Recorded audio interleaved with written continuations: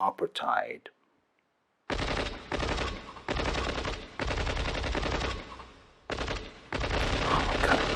That was the Iranian air defense. Everything's gonna be all right. Everything's gonna be okay. And hello, everybody. Are you one of the guys who subscribe me to understand if I'm still alive?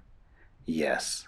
But the problem is that Iranian government has put some limitations on internet connections and the speed of internet to prevent possible threats from Israel. But first, I want to express my apology for the noises of the war you may hear in this video. I can do nothing about it because I do not have a personal isolated acoustic studio. Okay, so I have to record everything just right here in my room. Today I'm a little bit happier than I was in the previous video because Iran did a great job defending itself. At the same time, I feel very sad for civilians that are being killed every day. Now with the Iranian hypersonic missiles, which are turning Tel Aviv and Haifa into ashes, Israel will understand that Iran is a different preposition than what Gaza, Syria, and Lebanon were. And it made a big mistake attacking Iran. Some people say it is going to...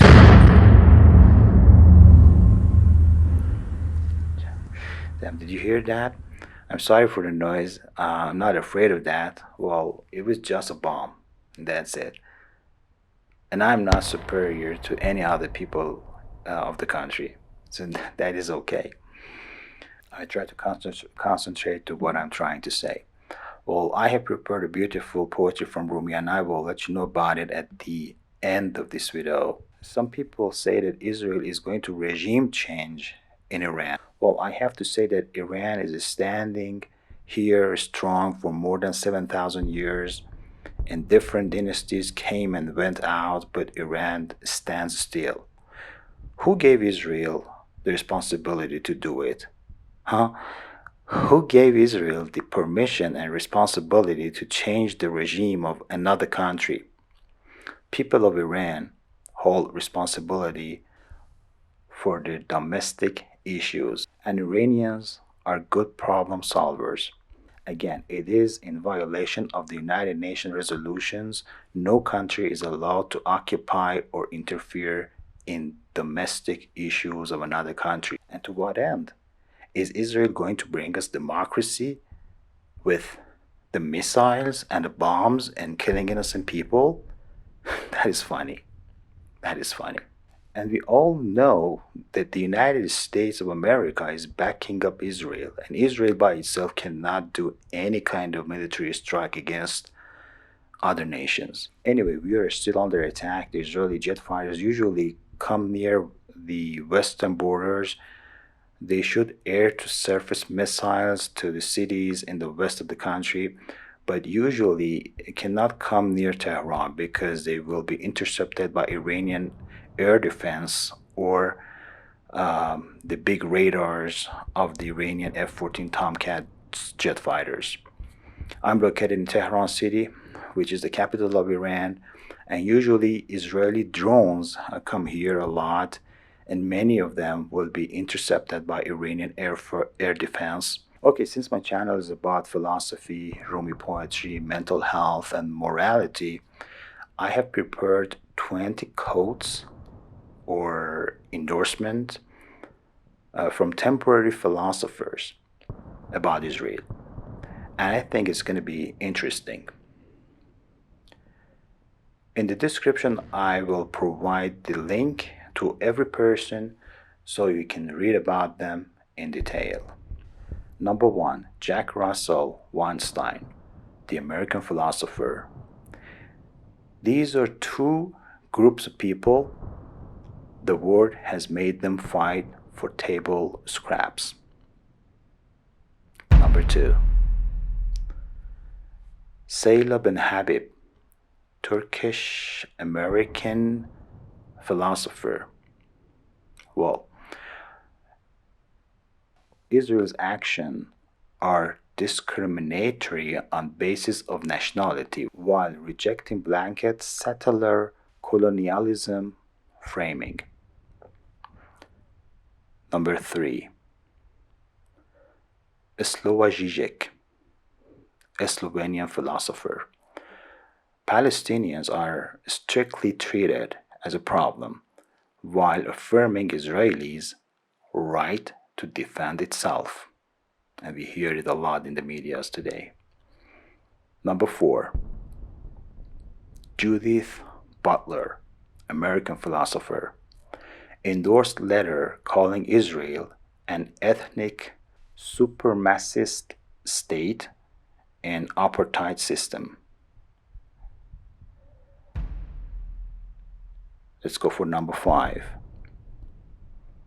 Angela Davis, American philosopher and political activist, endorsed condemnation of Israel's unfolding genocide in Gaza. Number 6. Okay, let me just read the name. Okay, just read the name. I hope it is correct. Cinzia Arruzza, Italian philosopher, endorsed demand for academic and cultural boycott of Israelis' institutions. Number 7. Étienne Balibar, French philosopher, supported characterizing Israeli control as a system of apartheid.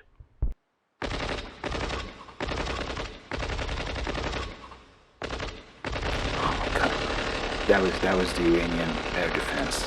Everything's gonna be all right. Everything's gonna be okay, and well, I'm not afraid of that.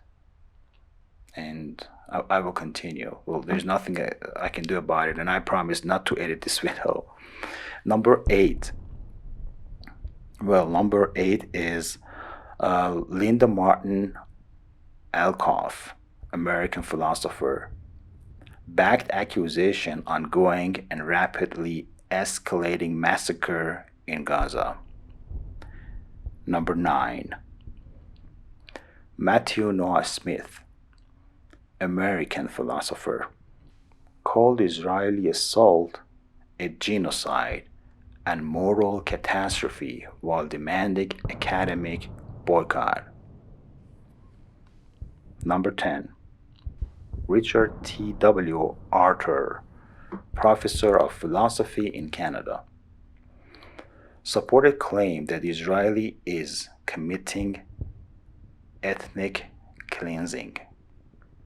Number 11. Nora Berenstain, professor of philosophy in Tennessee in the United States, endorsed a statement that Israel disposition of Palestinians lasted 3/4 of a century. Oh my God. Number 12. Rebecca Comay, professor of philosophy at University of Toronto, Canada, backed accusation of Israelis' reckless indifference to history. Number 13. Peter Singer, Australian philosopher, argued Israel's occupation violates Palestinian autonomy rights fundamentally. Number 14. Noam Chomsky, American philosopher and linguist. I think many of you know Noam Chomsky. He is a great person. Israel's subjugation of Palestinians constitutes oppression comparable to Russia's invasion of Ukraine. That is really one hell of a job. Number 15. Masha Gessen, Russian-American author. Damn. Okay, so let me just read Masha again. So let me just do it again. Masha Gessen compared Gaza to a Jewish ghetto in Eastern Europe occupied by Nazi Germany. Number 16, Ilan Pappé, Israeli historian, political scientist, characterized 1948 events as ethnic cleansing, where over 400 Palestinian villages were deliberately destroyed. Number 17, number 17, Noam Finkelstein called Gaza the largest open-air prison in the world due to Israeli policies. Number 18, number 18, Alia Al-Saji, professor of philosophy in Canada, supported claim that Israel's actions reveal historical complicity in colonial violence. Number 19, Sari Nusseibeh, Palestinian professor of philosophy. Israel's colonial settler policies deliberately enable ethnic cleansing in the West Bank.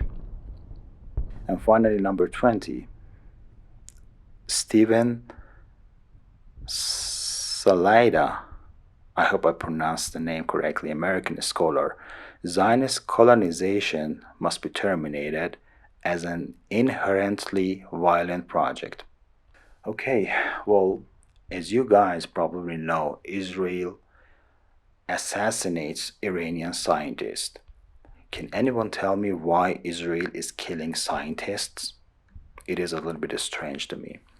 Because the essence of science is not physical in philosophy. When we say that something belongs to metaphysics, it means that it is impossible to destroy it physically. It is not a physical approach. It is beyond time and space. Imagine that I'm a scientist. Why do people call me a scientist? Maybe because I have invented something, or I have written a book or a paper or something, right? So if I have already transferred my science to a lot of students, does killing me destroy my science? Come on, my knowledge is in the books or in the minds of all the students. Okay, let's talk about how Rumi thinks about death and the afterlife. I just read a poetry from Rumi and then I will finish my video. And here it is. If death is truly a man, then come to me, so I may press it tightly to my heart. From it I will get a soul that lives forever, while what it takes from me, my vibrant and colorful body. Okay, was that beautiful? The only thing death can get from you is your colorful body. But you can get something valuable from death, and that is the soul that lives in the afterlife and it never vanishes. Never. Okay, I'm happy I could record this video and for you, all of my great audience and my dear friends. And I hope to be able to record more videos for you in this unfair situation. Thank you very much and take good care. Peace.